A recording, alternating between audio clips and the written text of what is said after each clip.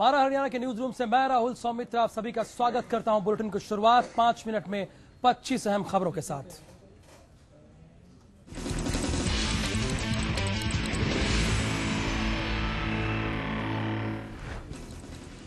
केरल के कालीकट में आयोजित बीजेपी राष्ट्रीय परिषद की बैठक में सीएम मनोहर हिस्सा लेंगे। सीएम के साथ सभी मंत्री भी पार्टी की राष्ट्रीय परिषद की बैठक में हिस्सा लेंगे। कथित मुरथल गैंगरेप मामले में आज हाईकोर्ट में सुनवाई होगी। पिछली सुनवाई में जाट आरक्षण के समय दर्ज सभी मामलों को सीबीआई में देने के लिए कोर्ट ने कहा था। हरियाणा के चयनित जेबीटी की नियुक्ति के मामले में सुप्रीम कोर्ट ने हाई कोर्ट को दिसंबर से पहले निपटारे के निर्देश दिए हैं ताकि नियुक्तियों में अनावश्यक देरी को टाला जा सके। वित्त मंत्री कैप्टन बनने के बाद अब कैबिनेट मंत्री ओम प्रकाश धनखड़ ने भी अपनी ही पार्टी के सांसद राजकुमार सैनी पर हमला बोला है। उन्होंने सैनी के खिलाफ कार्रवाई की बात का समर्थन किया है। चंडीगढ़ एयरपोर्ट को लेकर विवाद पर कैबिनेट मंत्री राव नरवीर सिंह ने साफ किया है कि चंडीगढ़ एयरपोर्ट का नाम शुरू से ही चंडीगढ़ के नाम पर था और इसका नाम कभी नहीं बदला जाएगा। फरीदाबाद में शहीदी दिवस के मौके पर सीपीएस सीमा त्रिखा ने बड़खल इलाके में 1.5 करोड़ की लागत से बनने वाली 2 मुख्य सड़कों का शिलान्यास किया। हरियाणा पुलिस प्रशासन में एक बार फिर से फेरबदल हुआ। सरकार ने 3 आईपीएस 6 एचपीएस अफसरों के तबादले किए। पीके अग्रवाल को एडीजीपी क्राइम का अतिरिक्त प्रभार दिया गया है। भाजपा के प्रदेश मीडिया कोऑर्डिनेटर सूरजपाल अम्मू ने महेंद्रगढ़ में बने केंद्रीय विश्वविद्यालय के वीसी आरसी कुहाड़ को तुरंत प्रभाव से हटाने की मांग की है। फरीदाबाद में नगर निगम ने शहर को साफ सुथरा रखने के लिए कमर कस ली है। नगर निगम कमिश्नर सोनल गोयल ने खुद सफाई अभियान चलाया और झाड़ू लेकर सड़कों पर उतर गए। फरीदाबाद पुलिस को बड़ी कामयाबी हाथ लगी है। पुलिस ने एक युवक को अनाज के 20 कट्टे समेत गिरफ्तार किया है। साथ ही ऑटो भी जब्त कर लिया है। पंचकुला पुलिस में कार्यरत एक पुलिसकर्मी पर महिला ने दुष्कर्म का आरोप लगाया है। महिला का आरोप है पुलिसकर्मी ने उसकी लड़की को नौकरी दिलवाने के लिए जबरन घर में घुसकर दुष्कर्म किया। बराड़ा में एमएम यूनिवर्सिटी की 2 छात्रा ने खुदकुशी करने की कोशिश की जिसमें से एक छात्रा की मौत हो गई। पानीपत के जलालपुर गांव में 18 सितंबर को रिंकू की हत्या का मामला पुलिस ने सुलझा लिया है। पुलिस ने इस दौरान 6 आरोपियों को गिरफ्तार किया। सोनीपत पुलिस ने दिल्ली, हरियाणा और अन्य राज्यों में 1 दर्जन से ज्यादा मामले में मोस्ट वांटेड बदमाश को गिरफ्तार करने में बड़ी कामयाबी हासिल की है। भिवानी की साकरोड गांव में 2 सगी बहनों पर दहेज दानों का कहर टूट पड़ा। दहेज की डिमांड पूरी न होने पर इन दोनों बहनों को मारपीट कर घर से बाहर निकाल दिया गया। सोना के अस्पताल में डॉक्टरों की कमी के चलते शव के पोस्टमार्टम करने में परेशानी पेश आ रही है। आलम यह है कि मोर्चरी में पिछले 2 दिनों से रखे शवों में बदबू आने लगी है। सीएम सिटी करनाल के बस स्टैंड के पास उस वक्त हड़कंप मच गया जब पंजाब एंड सिंध बैंक के सुरक्षाकर्मी से अचानक गोली चल गई। गोली लगने से एक बाइक सवार युवक की मौत हो गई। फतेहाबाद में स्वास्थ्य सेवाओं को सुधारने के लिए विभाग ने कवायद शुरू कर दी है। नागरिक अस्पताल को 3 नई एम्बुलेंस दी गई है।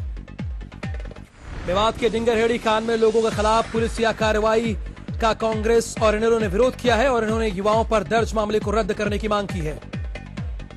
चंडीगढ़ के सेक्टर 46 और सेक्टर 41 में लुटेरों ने 2 चैन स्नैचिंग की वारदातों को अंजाम दिया है। वारदात के बाद सभी आरोपी फरार हो गए। जम्मू में हुए आतंकी हमले के बाद पानीपत पुलिस सतर्क हो गई है। पुलिस ने स्पेशल चेकिंग अभियान चलाया और यात्रियों के सामान और बसों की चेकिंग की गई। उरी हमले के शहीदों को फरीदाबाद में श्रद्धांजलि दी गई। लोगों ने बीके चौक से नीलम चौक तक कैंडल मार्च निकाला और केंद्र सरकार से पाकिस्तान पर कड़ी कार्रवाई की मांग की। शहीदी दिवस के मौके पर केंद्रीय राज्य मंत्री कृष्णपास गुर्जर फरीदाबाद के चांदपुर गांव पहुंचे जहां उन्होंने 1965 की भारत पाकिस्तान लड़ाई में शहीद हुए शहीद हवलदार महिपाल सिंह की मूर्ति का अनावरण किया। शुक्रवार को शहीदी दिवस के मौके पर प्रदेश भर में शहीदों को याद किया गया। इस मौके पर सभी जिलों में शहीदों के स्मारक पर कार्यक्रम आयोजित किए गए और सिरसा जिला जेल में बंद कैदियों को नशे से दूर रखने के मकसद से जेल प्रशासन ने योग शिविर का आयोजन किया है।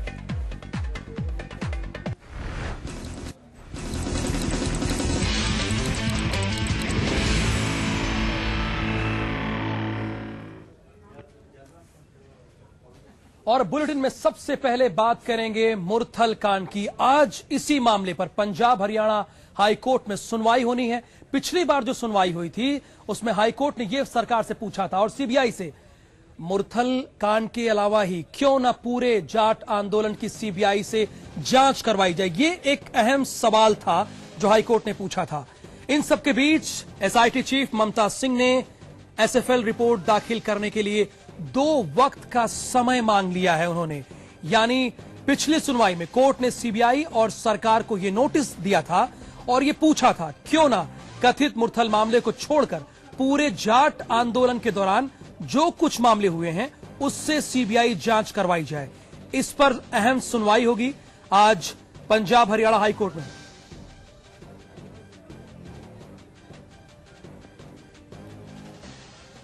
और इन सब के बीच एसआईटी चीफ ममता सिंह ने एसएफएल रिपोर्ट दाखिल करने के लिए 2 हफ्ते का वक्त उन्होंने मांगा है।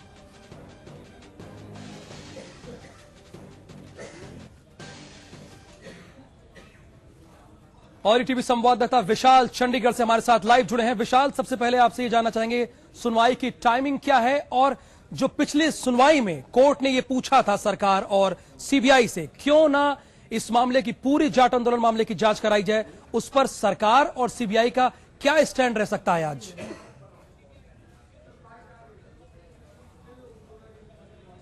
जी बिल्कुल, जिस तरह से जो मुरथल गैंगरेप की सुनवाई है आज पंजाब हरियाणा हाईकोर्ट में होगी और ये जिस तरह से कयास लगाए जा रहे हैं कि दोपहर बाद जो है आज इसकी सुनवाई होगी और ये काफी अहम सुनवाई जो आज होगी क्योंकि इसमें जो है अदालत ने सीधा नोटिस जो सीबीआई को किया है और उनसे ये पूछा है क्यों ना जाट आरक्षण से जुड़ी जितने भी एफआईआर हुई है क्यों ना उनकी जांच जो है सीबीआई से करवाई जाए। तो कहीं ना कहीं ये काफी बड़ी आज खबर रहेगी और क्या इस पे जो है सीबीआई अपना रुख इख्तियार करती है, क्या वो हाँ करती है ना करती है और किस तरह से सरकार जो है इस पर अपना पक्ष रखती है, देखना अहम होगा। जी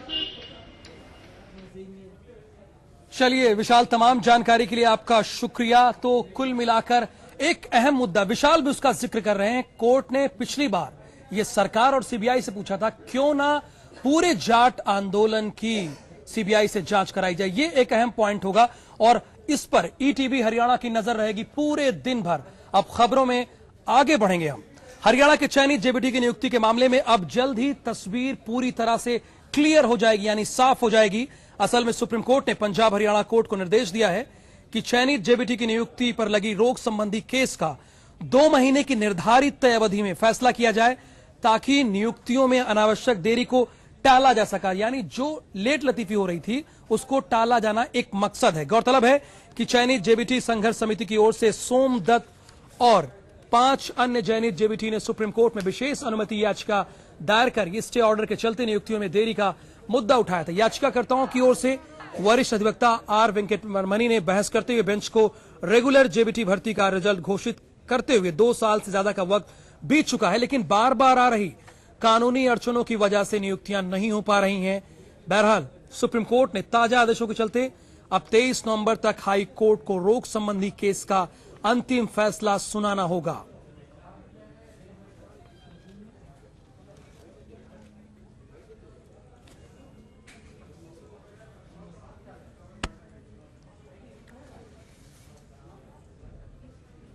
और इधर प्रदेश में स्कूलों में पहली बार चतुर्थ श्रेणी की भर्तियां पंचायत के माध्यम से की जाएंगी। ये रिपोर्ट देखिए।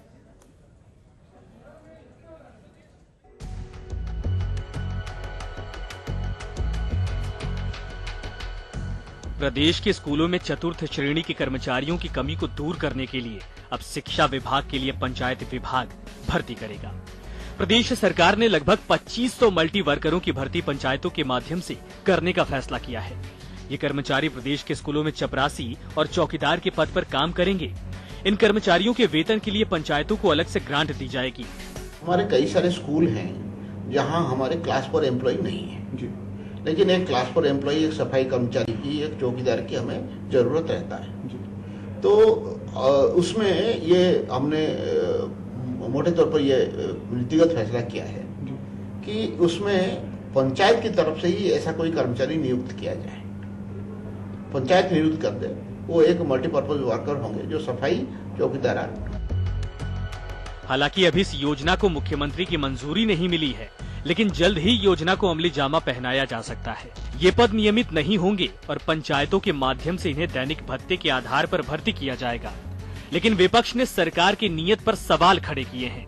इनेलो नेता आरएस चौधरी ने कहा कि ये भर्ती प्रक्रिया गलत है और इस योजना के माध्यम से सरकार अपने लोगों को एडजस्ट करने में जुटी है। कानून कायदे क्यों बना रखे हैं? ये आपने सुबॉर्डिनेट सिलेक्शन कमीशन क्यों बना रखा है?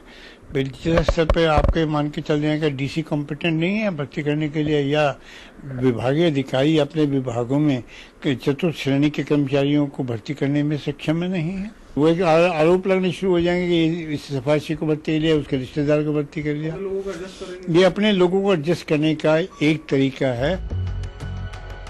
दरअसल प्रदेश के तमाम स्कूलों में करीब 5000 से ज्यादा चतुर्थ श्रेणी के पद खाली हैं, लेकिन अपने 2 साल के कार्यकाल में प्रदेश की सरकार ने नियमित भर्ती नहीं की, जिसके चलते सरकार को ये फैसला लेना पड़ा है।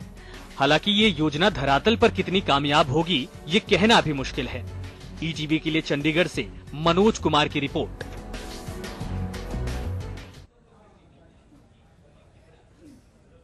मनोहर सरकार ने 32 आईएएस अफसरों के तबादले के बाद 3 आईपीएस और 6 एचपीएस अफसरों के तबादले किए हैं। यानी सरकार ये दिखाने की कोशिश कर रही कि वो कहीं ना कहीं इन तबादलों के जरिए एक्शन मोड में है, ऐसा दिखलाने की कोशिश कर रही है सरकार।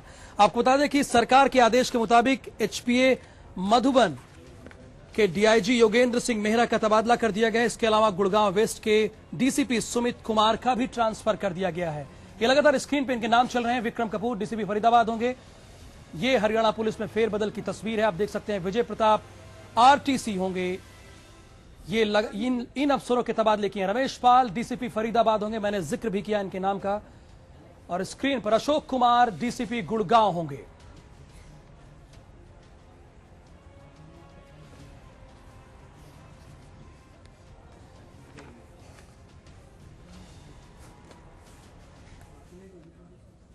आरक्षण पर जाट क्यों दो फाड़ हो गए? ब्रेक के बाद इस खबर का बातचीत करेंगे।